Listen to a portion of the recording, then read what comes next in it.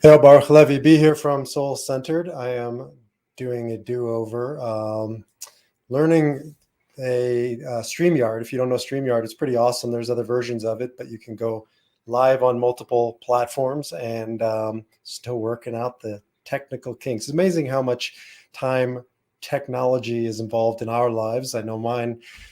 You create content, and I think I spend more time delivering the content than creating the content. But it's so important because content lives on in our lives now, and I wanted to speak to you. I want to speak to issues that are important to you, and there's no more issue that is important to you than this one: fear. I work with clients all day, every day, as a logotherapist, as a meaning-centered psychotherapist, as a guide, to help them work through their fears. At the end of the day, whatever they're struggling with comes down to just a handful of different kind of energies or issues or challenges. Kabbalah says ultimately there's only two competing energies. There's light and dark. There's love and there's fear. There's expansion and contraction. And so when we're in one, we can't be in the other. And when I see people, when I work with people who are in fear, there is a constriction that they can't break out of. And so our work together is expansion. It can be expanding the way they're living in their marriage or their parenting, or as a professional, or 1,000 different ways, but they can't breathe anymore. It's kind of a common theme in the people's lives whom I guide. They know that there's more. They need more expansion in their life. There's more room. Their soul just needs to be expressed. Their true self needs to be expressed. And so what we start doing is we look at the areas or the ways that they have compartmentalized, that they have been reduced, that they're stuck. And oftentimes they're stuck in fear. I've been talking a lot about on podcasts and videos that we are here for the defiant spirit. The defiant spirit is that power within us. That's who we are.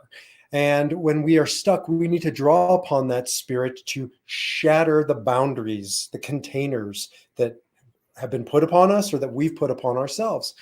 And so that's the work. That's the work of defying our nature, because it's natural to have fear. We shouldn't beat ourselves up for the fear. We shouldn't think that we're weak for having fear. When people say they don't have fear, they're lying. If you sit down and you tell me there's nothing you're afraid of, then I'll say you're not living. Because, the toughest of the tough will say, I'm not afraid of death. Oh, really? Well, what about leaving behind your spouse, your children? What about unfinished business? What about leaving them not yet taken care of because you haven't got all your I's dotted and your T's crossed? What about 1,000 other things of not having lived your life purpose? Or one of the greatest tragedies I've ever seen is being with somebody in their death, on their deathbed, guiding them to the next world, and them confessing to me that they didn't make amends when they should have, that they didn't repair the relationships that were broken, that they didn't follow the dream that they could have or they should have. And as long as you are still above ground until your dying breath, Dr. Frankel says you have the chance to repair the wrong, to return to your true self, to overcome your fears. Fears are anything and everything in your life that limits you, that constricts you, that makes you feel stuck. Don't think you're getting rid of it. You're not. Now, I love the teaching of Liz Gilbert, who wrote Eat, Pray, Love, or Eat, Love, Pray. I forget how it goes. Big Magic is her more recent book, I think. And in it, she writes a letter to fear. And I'm going to read this because it sums up how I believe we should be relating to our fear. Not that we're going to get rid of it. We're going to put it in its place. Dearest fear, Liz writes, creativity and I are about to go on a road trip. I understand you'll be joining us because you always do. I acknowledge that you believe you have an important job in my life and that you take your job seriously, Mr. Fear. Apparently, your job is to induce complete panic whenever I'm about to do something interesting. And I may say you are superb at your job. So by all means, keep doing your job if you feel you must. But I will also be doing my job on this road trip, which is to work hard and stay focused. And creativity will be doing its job, which is to remain stimulating and inspiring. There's plenty of room in this vehicle for all of us, so make yourself at home.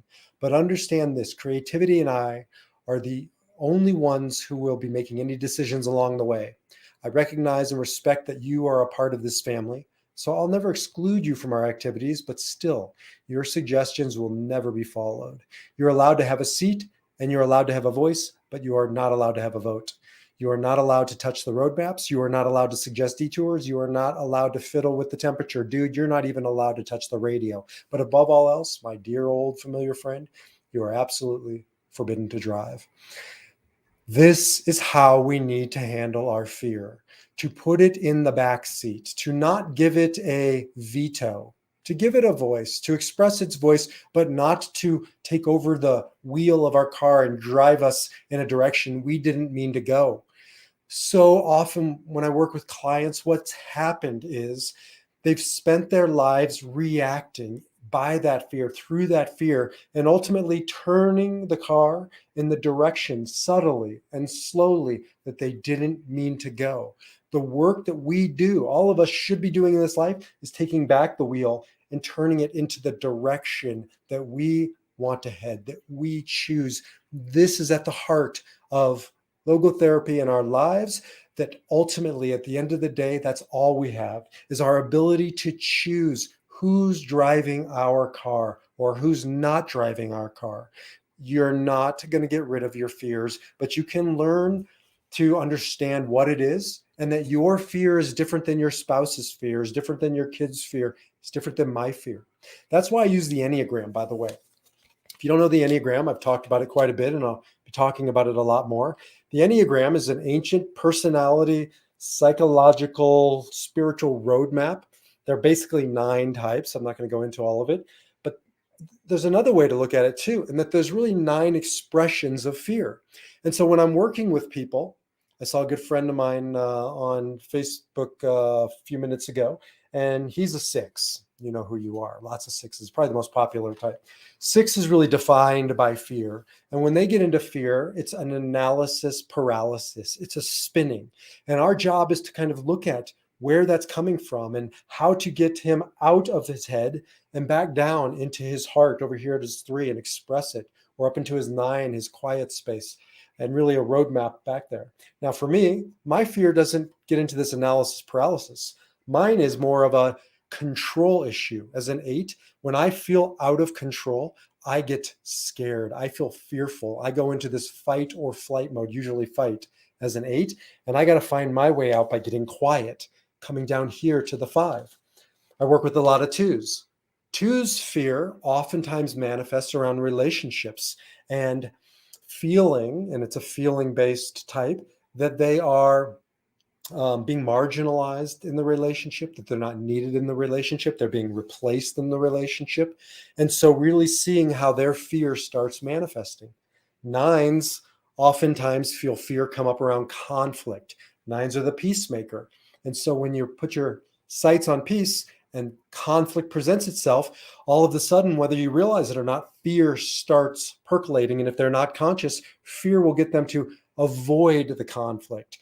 I help people who are 9s go into the conflict. For 8s, like myself, I help them find their way out of conflict and into quiet. So 9s need to go into conflict, 8s need to go into quiet. My point of this is that fear is sophisticated. We need to stop treating it as some silly, simple thing. I don't feel any fear. Then you're not being sophisticated and complex in your understanding of how this thing manifests. In Kabbalah, and with this, fear is called Ra. And Ra is evil, it's bad, but really at its root is disconnection, brokenness. And so really fear are all of those things inside of us that start breaking things in our lives that are good, breaking us apart, starting to map out where we're broken or where we're breaking, looking at that, finding the opposite. Kabbalah says the opposite of Ra is Tov, which is constructive, to make whole, to repair. And so we go into the brokenness not to get rid of it, but to put it back together again, to understand the fear was calling us, our attention to that place in our lives, to that relationship, to that job, to that situation, calling us from the back seat, hopefully, to draw our attention and put some energy on that particular issue. and not to think of getting rid of it, not to turning our backs on it, but to go into it in a more sophisticated, intentional, courageous way with these new strategies like the Enneagram and other strategies we'll learn, and to learn how to harness it, how to put it back together again. Because when you can repair the damage that fear has done, you're stronger in that relationship. You're stronger in that place in your life. You're stronger in that place of yourself. I'll end with this. There's nothing more whole, says Menachem Mendel Katzk, than a broken heart. There's nothing more whole than a broken heart. When we can put together, again, these breaks, repair them, put together the fear and help use it and not be used by it, our life becomes more whole. So it's not about getting rid of the fear in your life. You never have, you never will. It's about putting it in its proper place in the backseat. It's about harnessing it and using it and not being used by it. Or in the words of Dr. Viktor Frankl, it's about no longer reacting and allowing it to drive our vehicle, our bus, but responding to our circumstances and ultimately moving forward in the direction that we choose, the direction of our soul purpose, the direction of our life. So if you'd like to learn more about me, about logotherapy, about the Enneagram, if you'd like to work with me in the Enneagram, just a one-time opportunity I have called Defy Your Enneagram, jump over to mysoulcenter.org. You can take the Enneagram assessment. It's a premium assessment, 22-page personalized report that I use through a company called IEQ9, Integrative Enneagram. You'll get this personalized report, and then in a one-time session, we'll talk it through. I'll help you understand where your fear is, where your light, your love, your expansion is, how to navigate through your life with less fear, harnessing it, more love, living it, and that's the work of Defy Your Enneagram Type. So with that, until the next time, shalom, salam, namaste, peace.